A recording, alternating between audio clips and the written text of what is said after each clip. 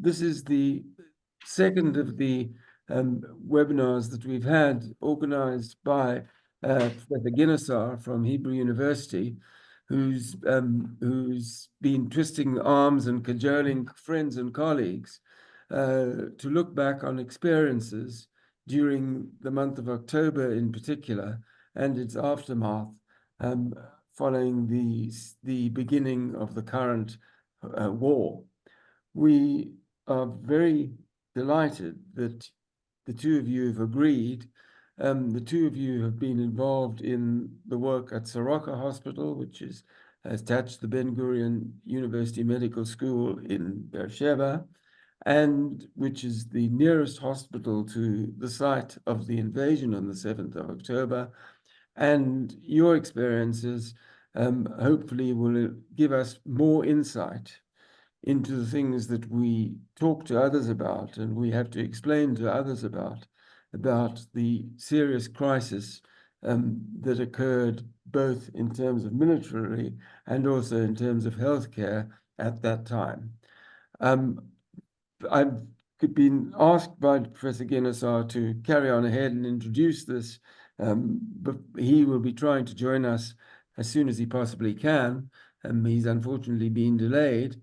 And he suggested that the first speaker should be Dr. Kwiat, who is what we would call in Britain a senior trainee in the anesthetic department at the hospital there, and she will explain us her experiences, and then Professor Zlotnik will give us an overview. So without any further ado, I'll hand you over to Dr. Kwiat. Hi. So I apologize ahead for my English. I'm not an English speaker. It's not my mother's tongue, so I'll try my best. And if anything isn't clear, then stop me and I'll be happy to explain. So just as an overview, going over the statistics of what we had on October 7th. So our hospital did all of the statistics, which was an amazing task to do since it was chaos on the day off. So this was obviously done after. So all in all, 676 trauma patients arrived to the ER on the first 24 hours, out of which 36 were children, 136 were severely injured, and 26 were over the age of 65 years old. During the golden hour, the first hour where we heard of the invasion and sirens started, hospital staff was reinforcing staffs and bringing people from home that weren't supposed to be working that day. Also, all the night shift crew stayed instead of going home. And during that time, they started removing patients from unprotected or, let's say, unshielded departments and wards to more safe buildings in case of rockets. And also, emergency headquarters gathered, and the multiple casualty incident was announced officially at 8 a.m., which is when all of the anesthesiologists in my department, run by Professor Zlotnik, were called into the hospital. So anyone who was able to arrive, incidentally, I live 5 minutes away from the hospital, so I was early to come in. And we started treating the mass casualty event that arrived to the ER. So I have a presentation. I don't know if I can share the screen. Let me see. I should be able to. Let me see if I can find that.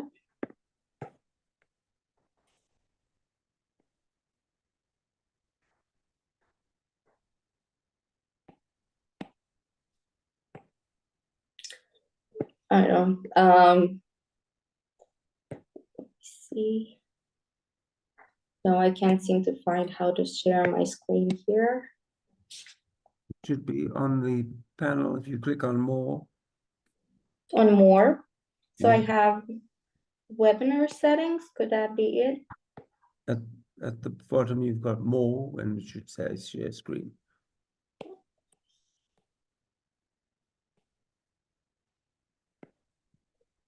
Yeah, don't have that. I have whiteboards, backgrounds and effects, and webinar settings.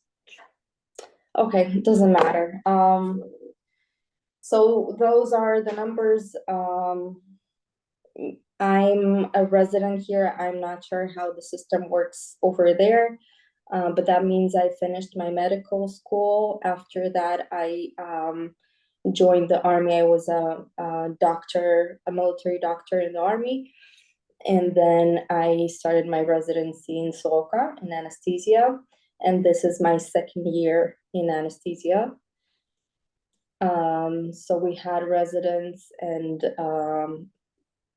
attendings and basically anyone who could help out because of the amounts of patients we were receiving. Yeah, what else would you like to know?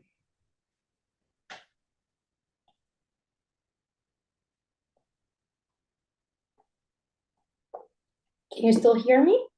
Yes. So what else are you interested in? Are you interested in the experience, the patients, the medical part? Sure. This is the purpose, is to discuss the patients and the medical part of what happened on that day. For sure. So most of the patients we received were soldiers. The triage was very, very good in the way that we received. Most of the patients that we were treating were severely injured, and they did not bring in the mild to moderate cases or the ones that were already very critical to the amount that there's nothing else we can do to help them. Obviously, the injuries were trauma related. Some of them were more blast injuries. Some of them were more gunshot wounds. Some were burns, very severe ones in the facilities that were ignited. So that came also with smoke inhalation and carbon monoxide and all of that. And we did the best scoop and run we could have done. So the purpose was to stabilize the patient enough to be able to move them away from the ER. So that would be straight to the OR if they weren't stable, or if we could take them to the CT scan or whatever else they needed, or ICU.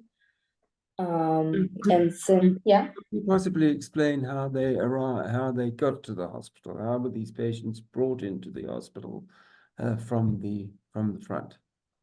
So most of the patients arrived by ambulances. Some were brought in by helicopters. Professor Zlotnick, incidentally, is a doctor who works also in the military part where they fly the patients via helicopters. So he arrived from the military side to our medical team. So he was bringing in patients after evacuating them via helicopters, but most of them arrived via ambulances. Some were just picked up on the way by cars, just civilians finding people and driving them in, like one of our doctors in our team who just found someone injured and brought him in his own car while driving to the hospital. So. And were there anesthetists on duty as triage, or who did the triage within that part of the hospital? So it was mostly run by nurses as always, but it was supervised by one of the doctors working in the ER, one of the emergency doctors. And were you required to put up intravenous fluids and intubate immediately, or were most of those ones regarded as more severe? So see, our trauma room has 8 beds, so 8 different parts where you have all of the equipment and everything. And we were working, oh, I'm sorry, this is a lie, 6 beds. And we were working in a 200 to 300% capacity. So that means we had 3 patients, 2 to 3 patients in every station. So we were just using whatever equipment we could have had. We started opening like emergency equipment that wasn't as good, but that was all we had. So it was very much scoop and run inside the hospital as well. So that means we just did the biggest IV, the largest IV we could find. So we have some kind of IV access.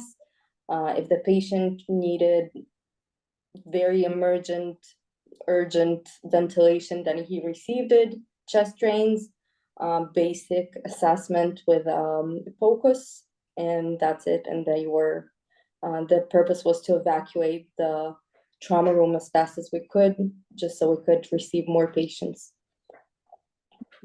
Then what happened when you left the trauma room? If you left the trauma room, where were you taken to? Were most taken to operating theaters, or were?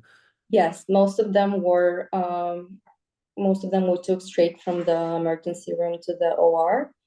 Some of them that were stable enough, we did a total body CT, trauma protocols, but most of them headed straight to the OR because they weren't stable enough to wait for the CT scan. And and what proportion of them were able to get to be transferred into intensive care, and what proportion had to remained in the emergency room or in surgery? So the proportion I can't really tell you, because from my narrow view, all I saw were the patients I was treating at the time. But from what I can tell from my patients, most of them were then moved to ICU or some kind of more intensive monitoring and treatment departments. Right, and can you tell us about any particular patients that you know that you were particularly memorable or felt were particularly either difficult or to handle, or had particularly important injuries that you felt were worth recording? There's a bunch, but every one of us had that breaking point at which we finished treating our patient that we had on the bed at that moment, and then we went out for coffee, breathing, and crying. So mine was a soldier, female. She was 19, and she had a gunshot wound to the chest and head. And I asked her what she's doing, what's her job in the army, what's her occupation. And she told me she's something we call mashakitash, which is basically the social worker, the one that is the sweetest girl. She calls the parents to make sure that the soldiers are safe and their socioeconomic status is good. So they're always like the purest souls. They don't even carry weapons on them. Yet she was shot and attacked brutally, while she has basically no training to fight for herself. So that was my breaking point, one of many to come. But yeah. And did she survive the Yeah. injuries? Yeah. I mean, what was the mortality within the short term from on the 7th of October? Again, I can tell you because some of the patients that arrived dead or were called dead on scene, we didn't treat. We did traumatic, like emergent thoracotomies on very few, because again, we had very minimal resources to be handing out. And when someone had arrived to the point where he needed thoracotomy and cardiac massage, then probably we could have used that manpower to treat someone else. So very few got to the point where we, you know, You carried on and did that. And what were you involved in terms of the follow-up care after the events of the 7th of October? so we, as anesthesiologists in this hospital, we work in the OR, in the ICU, and in the emergency department. So that's what we continued on doing. So, you know, you see the same faces in the ICU afterwards. And for reoperations, you get to treat the same patients. And obviously, some of us had to be down in the emergency room as well because patients kept on coming, not in the same rate, obviously. But still, we have a few trauma patients a day since then, sometimes more, sometimes less. So this continues. And what about Yeah. what about any patients that were coming that weren't soldiers, that were from the injured, from the various kibbutzim and from what we've heard a lot about the festival? Yeah, so that was the first day, obviously. A lot of like young kids or teenagers, um, elderly that arrived, a lot of them with burns mostly and um, gunshot wounds. Obviously, that wasn't easy as well. What was the position with the children? Were they housed in this? Did they go to the same emergency room and Yes. intensive care? So the children all went to the same emergency room, and We then have, yeah, we have an emergency room for children, but since all of the specialists arrived to the one emergency room, then they started like concentrating the patients in this ER. Although some patients did arrive to the pediatric ER. and what was the experience there? Were the injuries similar? Were they different in any kind of way? So from what I saw, which is only 2 to 3 kids or babies, it was very similar. It was burns and gunshots. Right. Professor Zlotnick, would you like to tell us a little bit about your experience and what how you interacted on the first days and then in the aftermath? Good evening. And if Karina needed to apologize for her English, I need to do it twice.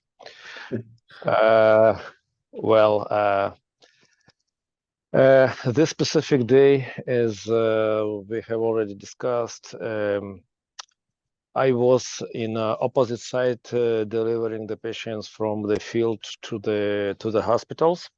And actually, I was really surprised. I serve in rescue unit of Israel Defense Force.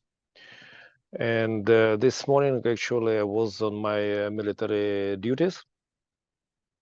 And it was really surprising for us that actually our hospital, Soroka Medical Center, is located just maybe 7 to 10 minutes flight from the field, from the Gaza Strip to the hospital. It's very close. It's very close located. And actually, it was surprising, but the first injured patients we took to Hadassah Medical Center, and the second flight also was to Hadassah, and only third or fourth flight was to Soroka. And I was really surprised by the fact that Soroka is so overcrowded with injured patients, mainly soldiers, with gunshot wounds to their extremities predominantly. The vast majority of injuries were to extremities with fractures and vascular injuries And by the way, just in order to answer the question I saw in coming in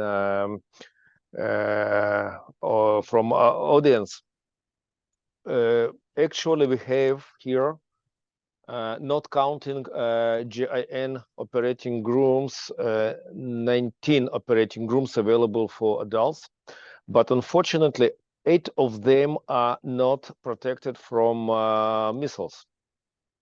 And in this situation, actually, we could work only in 11 operating rooms. And, you know, it was a huge amount of patients coming. The people didn't even have time to clean operating rooms between cases. You know, a huge amount of patients waiting for the surgery and entering immediately, and all the ICU beds were caught by injured patients, and we used recovery room, about 15 rooms in recovery department for the same purpose. Pre-operative patients, post-operative patients, it was a real mess. Well, a lot of surgeons, a lot of orthopedic surgeons, a lot of anesthesiologists and ICU people were involved. And you know, the similar picture was in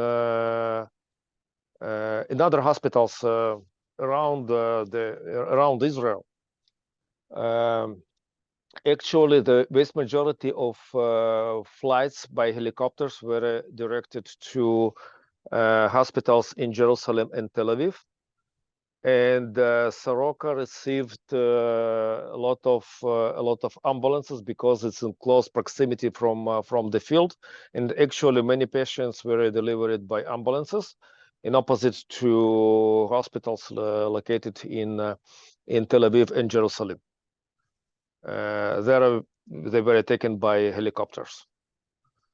So it was a very busy day, and October 8th and 9th also was very busy, also for rescue unit, because we needed to move the patients from evacuate the patients from Soroka, for example, to further hospitals in order to release more beds and operating rooms for new coming patients.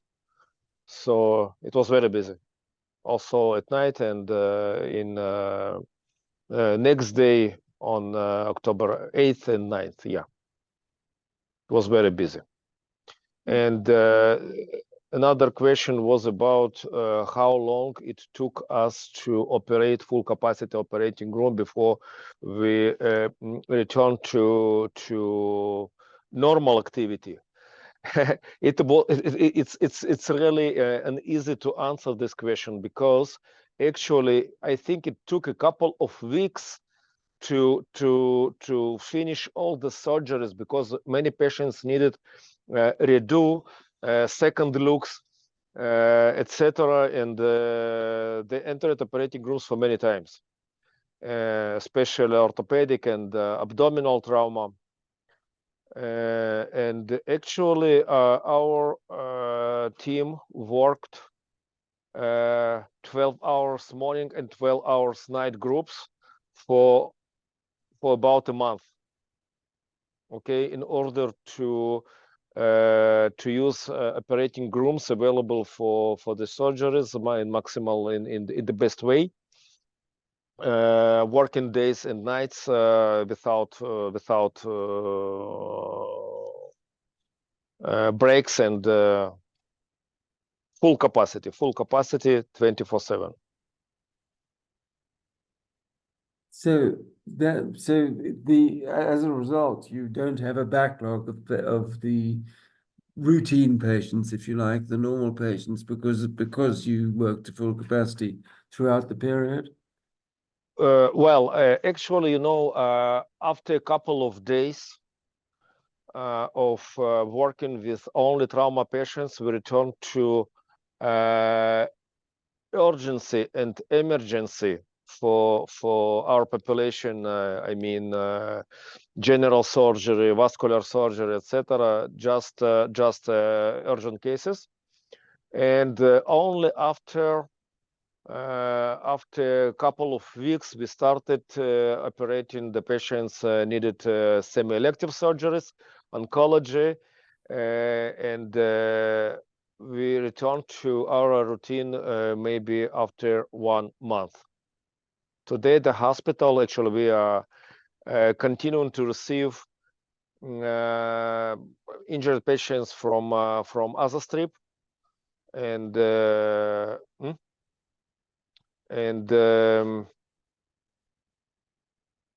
they also need medical help, surgeries. We continue, but the vast majority of cases now are situated for elective patients. Right. Above 80%, I believe, of capacity of operating rooms for elective patients now. And with regard to the period of October the 7th and 8th, you were getting patients in all times of day or night. At the same time, you commented about the question of getting people to shelters. During this period of time in the first week of the war, were you still getting rocket attacks, which required the hospital to use the sheltered rooms? Yes, actually, for almost a month, we worked just in south operating rooms. It's 11 rooms, fully protected, and all our ICU beds also fully protected. So that was our capacity.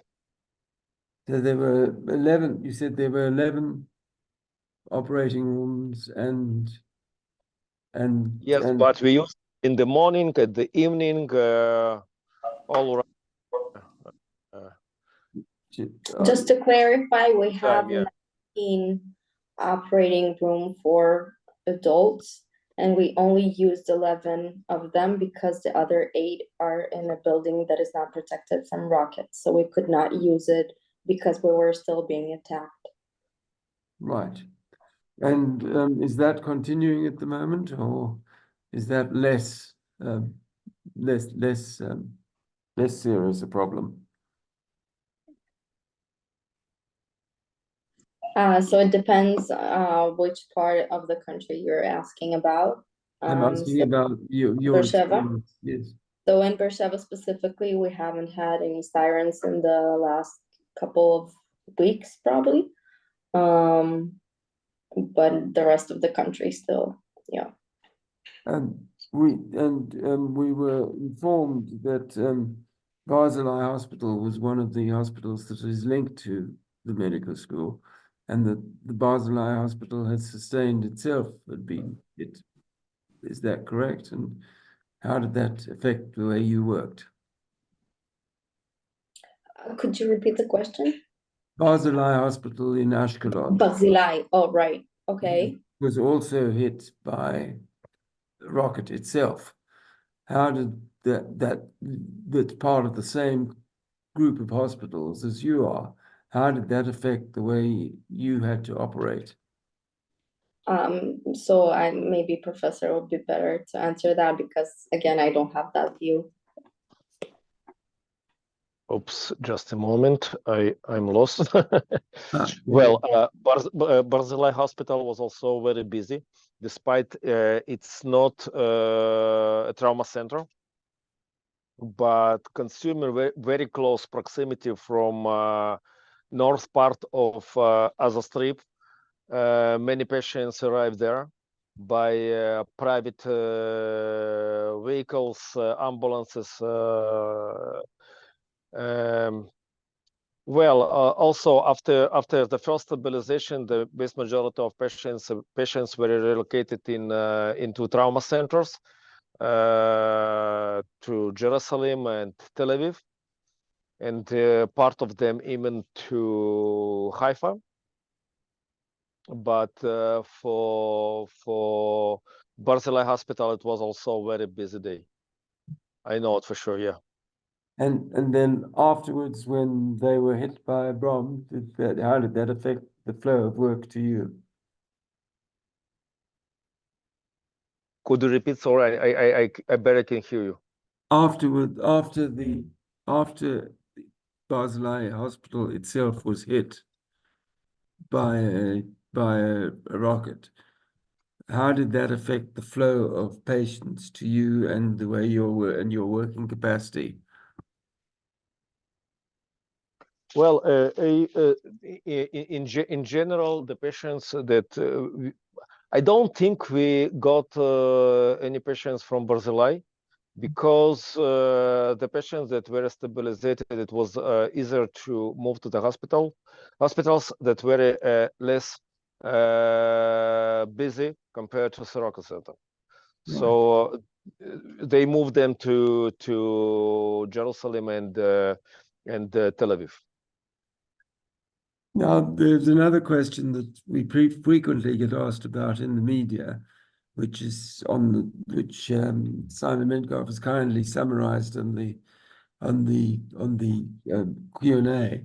The question is that we don't hear much about what's happening with regard to people from Gaza. Are you having to provide any medical care for Palestinians from Gaza, and how do they end up with you? Is there any cooperation with the hospitals, or is this come through the military? How do those patients get to you? In our hospital, just for very minimal amount. Actually, for terrorists arriving from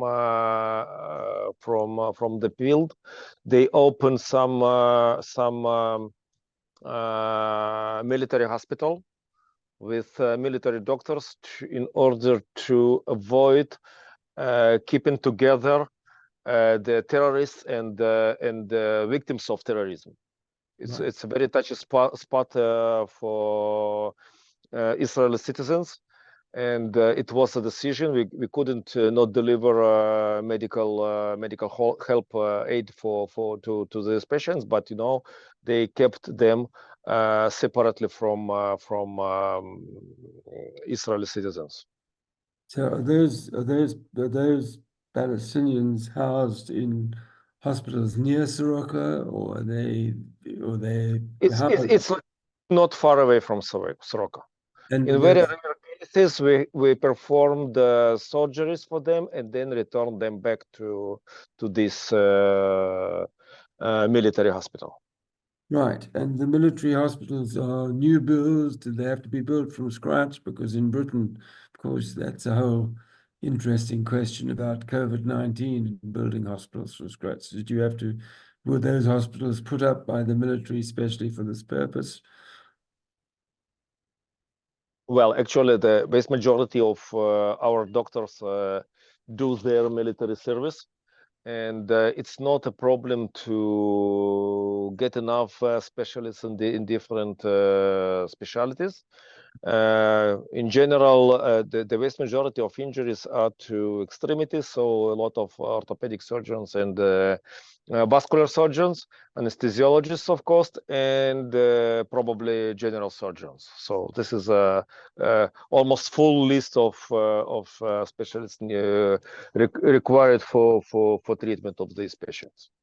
Right. And what about any communication with the hospitals in Gaza? Is there any communication at all? I have no idea. We didn't have any, at least at my level, we didn't have any touch with hospitals in Gaza. Right. Okay. And do you have any recall, as I asked Karina, of particular patients who who had made an impact on you that you were involved in transporting? Actually, I returned to the hospital on October 9th or 10th, and immediately has been involved into the treatment. I try at least to arrive to the ER to trauma bay for every soldier coming from the field, and accompany for the operating room and ICU beds. So we are pretty much busy here, and of course we have a lot of soldiers that we feel like something very, very, very close, very, very individual, and very involved and attached to those patients. Yeah. Right. I mean, do you find in the kind of continuation of this period, what about rehabilitation if there are extremities injuries? Well, we have here in Israel special program the level of the government that actually here in Soroka Hospital we have department of rehabilitation, okay, for about 35 beds. It's not enough, of course, but a lot of additional beds were opened in different hospitals, and many patients left our hospital as soon as we could release them, as soon as they were stabilized. And many patients moved to different hospitals, not only for rehabilitation, but rather closer to their families.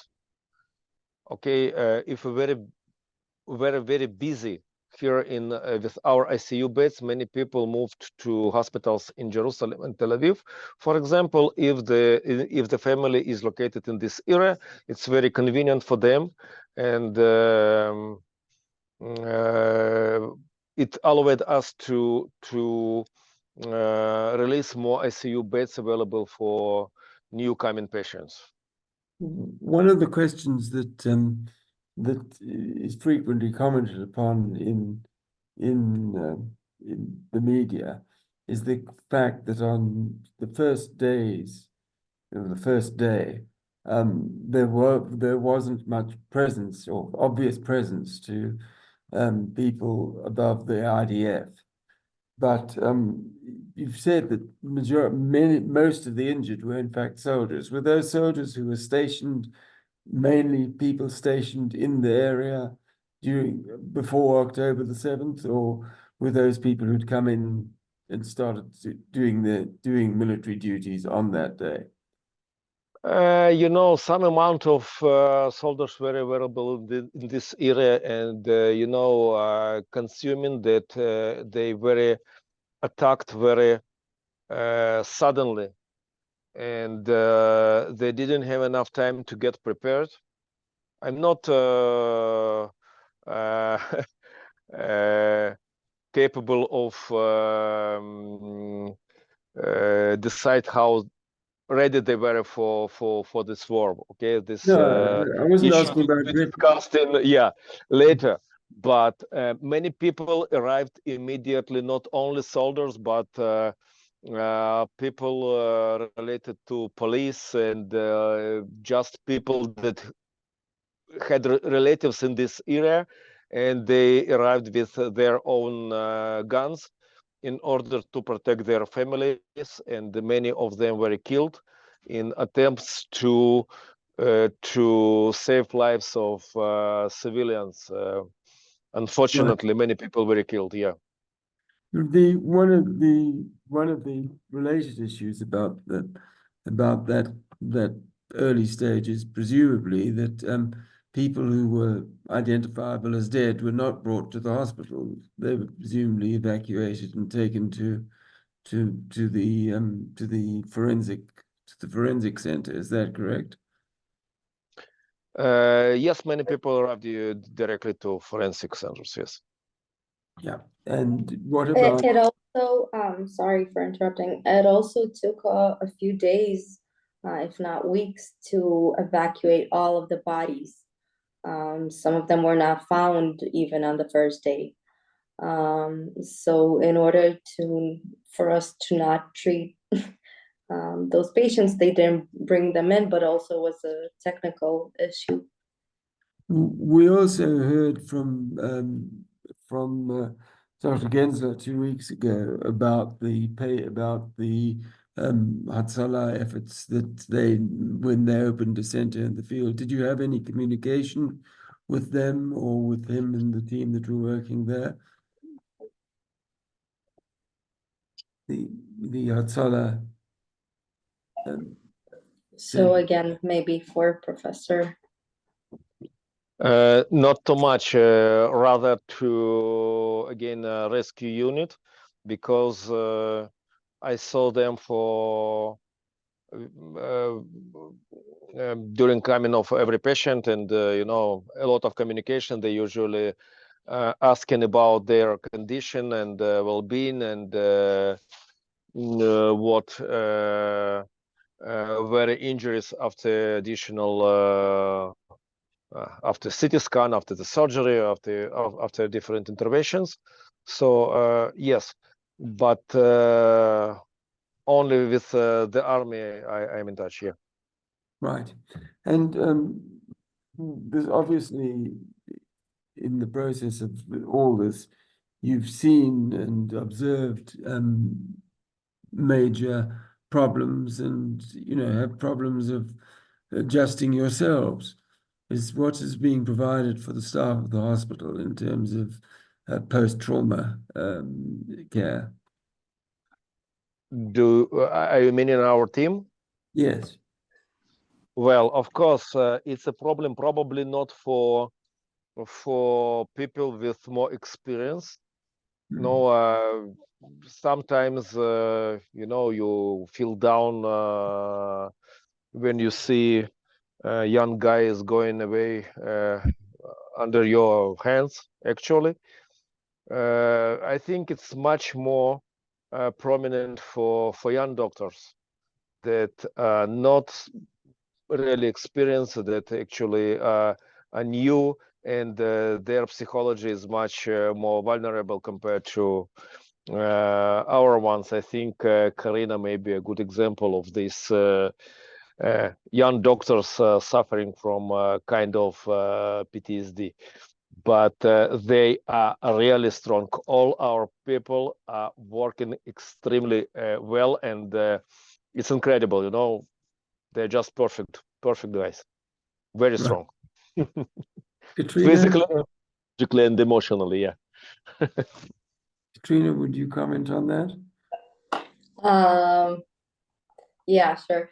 I do take to heart because again, I really don't have the experience Professor has, not nearly half as much even.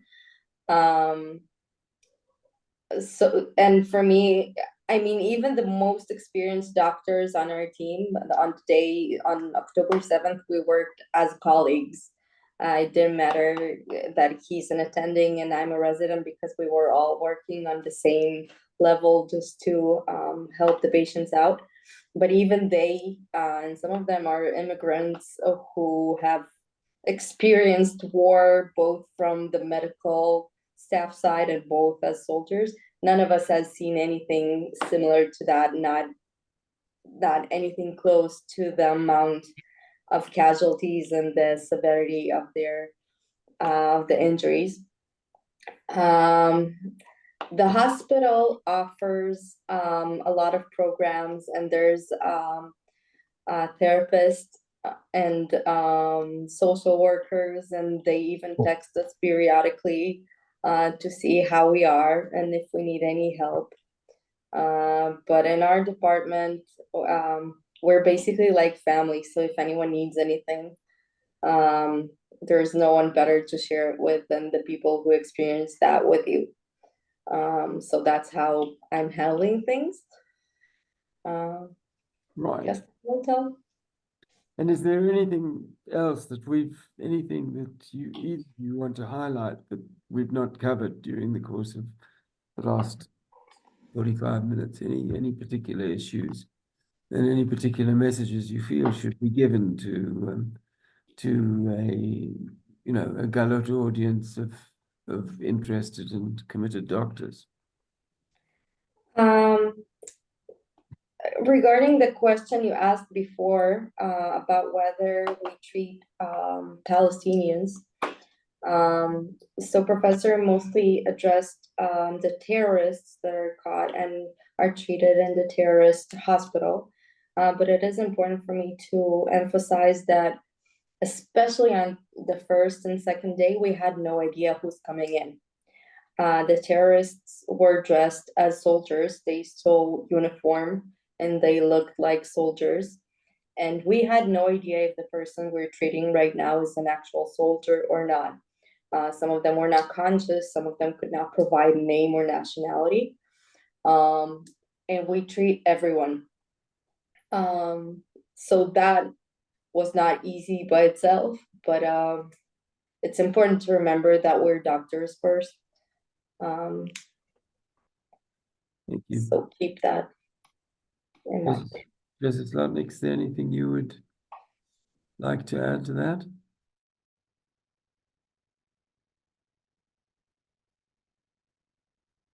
Say again, sorry, I can hear. The question related to anything else you wanted to tell us or felt you wanted to tell to a group of committed and interested doctors from Britain that we feel are important issues that we haven't covered. I can't hear you. Sorry. Any important issues that you Let feel me we try to haven't? change my volume. No, it's on maximum. Can you hear me? We can hear you clearly. Any particular issues you feel we haven't covered that you would like to draw to attention of? No, I don't think so. You know, it's just beginning, unfortunately. I think the war will continue a lot of time.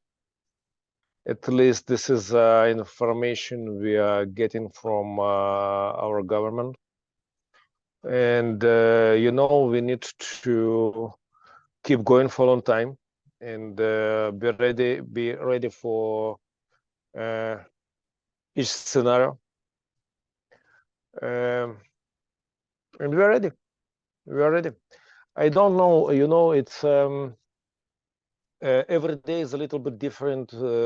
Sometimes we don't have injured patients for a couple of days. Sometimes they come in several heavily injured patients simultaneously at once, and it's not easy for our staff to get ready, to be ready all the time, but we do it, and we'll keep doing that. Our country is strong, our people are strong, and I'm sure we will win, and everything will be fine. And you know, it's very feeling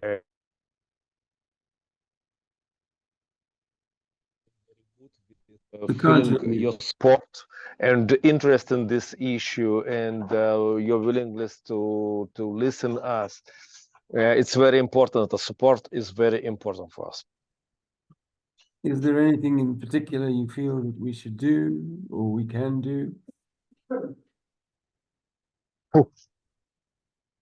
No, I don't know. You know, a huge amount of doctors that desired to arrive and work here from different countries, a lot from UK, from the United States, from Europe, a lot.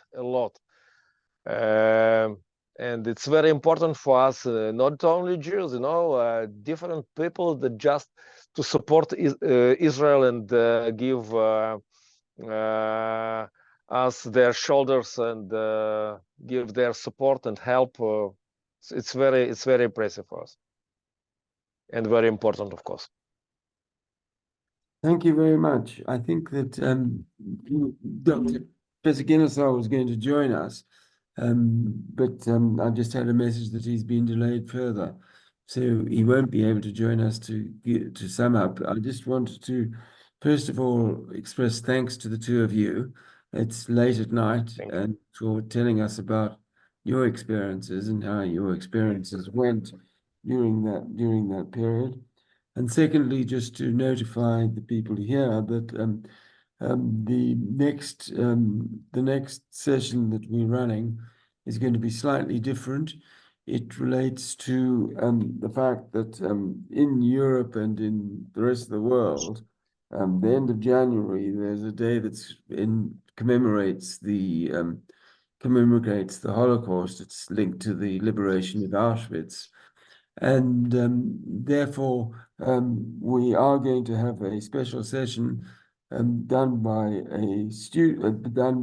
a junior doctor who led the medical students during the period when the Lancet Holocaust in Medicine series was being prepared.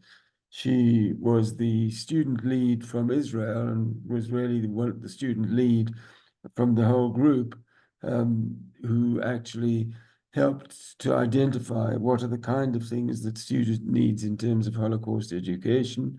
And she is, of course, a student from the medical school from which we've been, Dr.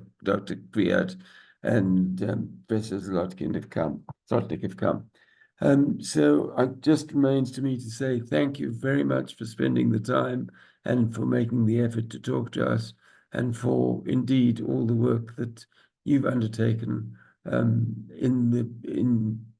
which is telling and difficult, and must take its toll not only on the patients but also on the medical staff involved. So thank you very much.